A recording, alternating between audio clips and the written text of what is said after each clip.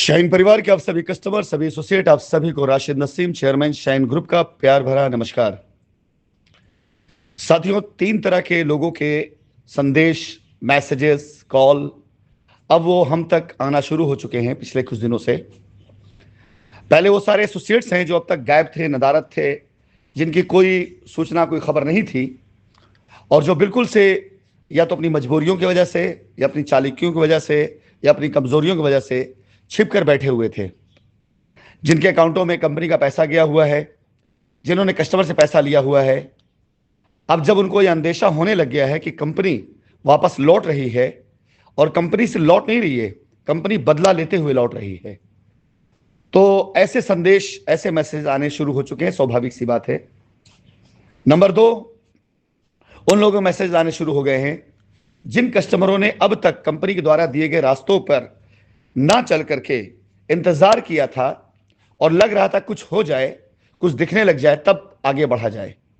तो पेपर कैसे जमा होगा, पेपर नहीं जमा हो पाया तो लास्ट डेट क्या होगी, क्या बढ़ेगी, ऐसी कई चीजों के साथ में ऐसे संदेश आ रहे हैं। और तीसरा संदेश उन लोगों का है जो लीगल में जा चुके हैं और अब वो लीगल से अपनी वापसी करना चाहते हैं। मैं इन तीनों तरह के लोगों को आज अपनी वॉइस नोट के जरिए संदेश दूंगा, और दोपहर में मैं इन तीनों लोगों के लिए लाइव पर आकर के अपने लाइव फेसबुक लाइव पे भी मैं आपको संदेश दूंगा। पहला संदेश उन सभी लोगों को जो एसोसिएट्स हैं, जिन्होंने कंपनी के साथ ईमानदारी के साथ काम किया था, लेकिन जब कंपनी पे मुसीबत आई तो ऐसे बहुत से एसोसिएट्स हैं जिन्होंने अपने आप को बचाने के लिए सच और झूठ का सहारा लिया। अगर जेन्युइन तरीके से कहीं किसी ने अपने आप को बचाया है, ऐसा झूठ बोल करके जिसमें उनका परिवार, उनकी जिंदगी, उनका कारोबार सुरक्षित हो सके और उससे कंपनी को नुकसान ना हो, तो वो माफी के लायक है। लेकिन किसी ने प्रेरित किया, जैसा कई एसोसिएटों ने मुझे बताया कि उन्होंने जब ऐसे माहौल में वकीलों से संपर्क किया और कस्टमर को लेकर वकीलों के पास गए, तो वकील साहब लोगों ने कमीशन ऑफर किया कि आप सारे कस्टमर्स का एफआईआर करा दें, या जब रिट के बारी है तो रिटों में लेकर आएं, या जब क्लेम तो क्लेम में लेकर आएं, तो आपको कमीशन दिया जाएगा। तो कुछ एसोसिएट तो ऐसे थे जिन्होंने यह कहकर इनकार कर दिया कि हम अपने कस्टमर्स को इसलिए नहीं लाएं कि इनसे पैसा कमाए, इसलिए इनका पैसा मिल जाए। तो ऐसे एसोसिएट क्षमा के लायक है, माफी के लायक, उन्हें माफ किया जा सकता है। लेकिन वो एसोसिएट जिन्होंने अपने कस्टमर्स को वकीलों से, दलालों से ले जाकर सिर्फ इसलिए मिलवाया कि उस पर उनको कमीशन मिल जाए, उन्होंने अपने कस्टमर से वकील को फीस दिलवाई और वकील के फीस पर कमीशन खाया।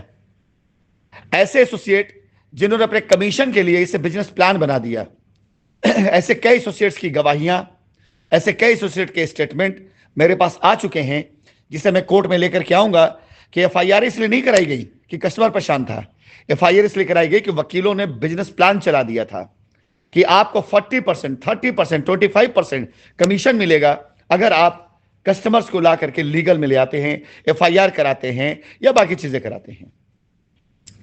ऐसे एसोसिएट में एक एसोसिएट संदीप पांडे, आप इसका अंजाम देख रहे हैं।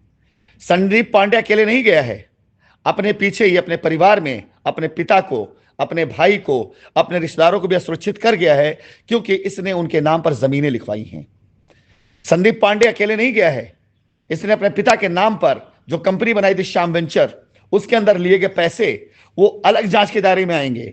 ये जिस एफआईआर पे भी अंदर गया है, वो एफआईआर कंपनी पे की गई एफआईआर है, यानी इसे कंपनी की सहयोगी बताया गया है, जिसमें ये अभी इसकी बेल खारिज हुई, जिसमें अभी इसका हैबेस कॉर्पस खारिज हुआ। अब ये जेल के अंदर अगर कैद है तो कंपनी के ऊपर की गई एफआईआर से कैद है। अगला कदम कंपनी के कस्टमर्स, कंपनी के फेवर में और संदीप पांडे जैसे लोगों के खिलाफत में, कि कंपनी का नाम बदनाम करके इन लोगों ने अपने बैंक अकाउंट में पैसा लिया, कंपनी को दिखाकर अपने बैंक अकाउंट में पैसा लिया। कंपनी भी एफआईआर करेगी और कस्टमर भी एफआईआर करेगा, दोनों मिलकर एफआईआर करेंगे, तो ये नए नेचर की एफआईआर होगी, सेम नेचर की एफआईआर नहीं होगी। तो इसका मतलब नहीं कि संदीप पांडे अगर अपनी जिंदगी के साल, 2 साल, 4 साल गुजार देंगे जेल के अंदर तो सारी एफआईआर से क्लब हो जाएगी, बिल्कुल नहीं। वो नए नेचर की एफआईआर होगी, जिसमें संदीप पांडे ने कंपनी का नाम लेकर के कंपनी को भी बेवकूफ बनाया, कस्टमर को भी बेवकूफ बनाया। इस एफआईआर में संदीप पांडे लंबा जाएंगे और अभी इससे निजात पाएंगे नहीं। कंपनी की जमीन को जो इन्होंने बेचा है, जिसका पैसा श्याम वेंचर में लिया है, जिसका पैसा नगद के तौर पे लिया है, जिसके कई वीडियोज हैं, उस पे एफआईआर होगी 420 की और इस प्रकार की मनी लॉन्ड्रिंग की। जिसे पैसा लेकर के इन्होंने कंपनी को नहीं दिया, अपने निजी स्वार्थ में इस्तेमाल किया। संदीप पांडे के ऊपर मनी लॉन्ड्रिंग, 420, धोखेबाजी, इसके साथ साथ अमानत में खयानत और इधर जो कंपनी, ये सारे मुकदमे इनके ऊपर लदेंगे। और अकेले संदीप पांडे नहीं, संदीप पांडे जैसे सैकड़ों लोग हैं जिन पर ये पूरी पूरी गाज गिरने वाली है। अगर आपने कंपनी से पैसा अपने अकाउंट में लिया है, आपने एसोसिएट से बंद करके आपने कस्टमर से पैसा अपने अकाउंट में लिया है, इंतजार करिए। अगर आप कंपनी के खिलाफ में गए हैं, इंतजार करिए, आपका बहुत जल्दी पोस्टल एड्रेस बदलने वाला है। अगर आपने कंपनी के साथ धोखा दिया है, कंपनी को ठगा है, कंपनी की जमीन हड़पा है, कंपनी के नाम पर कस्टमर को भड़काया है, कस्टमर को लेकर लीगल में गए हैं, कस्टमर से आपने झूठ बोला है, तो इंतजार करिए, बहुत जल्दी आपका पोस्टल एड्रेस बदलने वाला है। आपका पोस्टल एड्रेस बहुत जल्दी केंद्रीय कारागृह होने वाला है।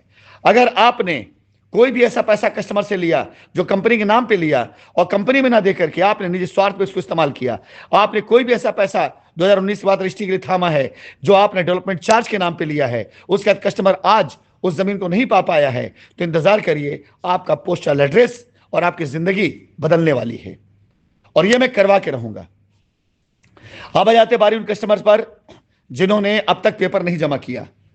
वो सारे कस्टमर्स जाएं और जाके पेपर जमा कर दें, क्योंकि मैं अपने निजी सामर्थ्य के द्वारा, जो मेरे अपने कनेक्शन हैं उनके द्वारा, जो मेरे अपने लोग जाने उनके द्वारा, मैं इस लायबिलिटी को खत्म करने का मिशन चालू कर चुका हूं। और अभी आप देखेंगे 7 तारीख को लखनऊ में और 9 तारीख को पटना के अंदर एक शानदार लायबिलिटी उतारने का प्रोग्राम स्टार्ट किया जा रहा है। मिर्जापुर से शुरू हुआ ये प्रोग्राम लखनऊ के बाद जब पटना पहुंचेगा, तब तक हम तकरीबन 10 करोड़ से ऊपर की लायबिलिटी से फारिग हो चुके होंगे। ये 10 करोड़ लायबिलिटी उतारने का लाभ किस एसोसिएट को मिलेगा, किस कस्टमर को मिलेगा, ये देखने की बात है। और इस मंथ के आखिरी तक हम तकरीबन 25 करोड़ के ऊपर की लायबिलिटी खत्म कर चुके होंगे, ये हमारा वादा है। और आगामी 2 से 3 महीने के अंदर अंदर हम अपने हर उस एसोसिएट को लायबिलिटी फ्री कर चुके होंगे, उसके कस्टमर कर चुके होंगे जो एसोसिएट कंपनी के साथ काम कर रहा है या जो कस्टमर अपना पेपर जाकर लखनऊ में जमा कर चुका है। अब आती बारी सबसे लास्ट में उस कस्टमर की जो लीगल में गया, चाहे वो एसोसिएट हो चाहे कस्टमर हो। एक बात बता दूं, बहुत ध्यान से आप सुन लें, इन 4 सालों में आपकी एफआईआर, आपके रिटों पर जो कार्रवाई होनी थी सब हो चुकी है। अब आपके एफआईआर वापस लेने से कंपनी का ना कोई नुकसान है और ना कोई फायदा है। आप नहीं लेते, कंपनी कोई नुकसान नहीं है, आप लेते, कंपनी कोई फायदा नहीं है। अब आप खुद हमें बताइए इंसाफ करके कि 4 साल 5 साल आपके द्वारा की गई एफआईआरों की मार झेलने के बाद, तकलीफ झेलने के बाद, जेल काटने के बाद, जमीनों को सीज कराने के बाद, बदनाम होने के बाद, अखबार में खबर छपने के बाद, सब कुछ तहस नहस होने के बाद, किस मुंह से कंपनी आपके साथ या आप कंपनी समझौता करेंगे? कौन सा मुंह लेकर आप कंपनी के पास आएंगे? या ऐसा कौन सा आपस लॉजिक है? क्या सिर्फ इतना कि आपने गलती से भूलवश एफआईआर कर दी थी, अपनी एफआईआर वापस लेना चाहते हैं, कंपनी आपका पैसा दे दे आपको? और बहुत से लोग तो तुर्रम खान ये बने हुए हैं, कंपनी हमें लिखित दे दे कि कब पैसा देगी तो एफआईआर वापस लेंगे। अरे रखो अपनी एफआईआर अपने पास, अपने घर में रखो और तैयारी कर लो मुकदमा लड़ने के लिए। जितने भी एफआईआर सेटलमेंट के लिए आने वाले लोग हैं, 2 लाइन की बात बहुत ध्यान से समझ लीजिए। हमें कोई शौक नहीं है आपकी एफआईआर सेटल करने का, आपसे समझौता करने का। अगर आपकी एफआईआर जेन्युइन है, जायज है, कानून आपके साथ खड़ा है, मैं आपके साथ खड़ा हूं। लेकिन अगर आपकी एफआईआर में 1% त्रुटि है, 1% त्रुटि, कसम खा के कहता हूं, जितने साल कंपनी के डायरेक्टर ने जेल में गुजारा है ना, उससे कम साल तो आपको मैं जेल से बाहर आने नहीं दूंगा। यह मेरा प्रण है, प्रतिज्ञा है। मुझे कुछ भी करना पड़ा, हर फर्जी एफआईआर वाले को जेल पहुंचाना मेरा कर्तव्य है। और यह अधिकार, यह मुझे इस अधिकार कानून देता है, यह मेरा अधिकार है।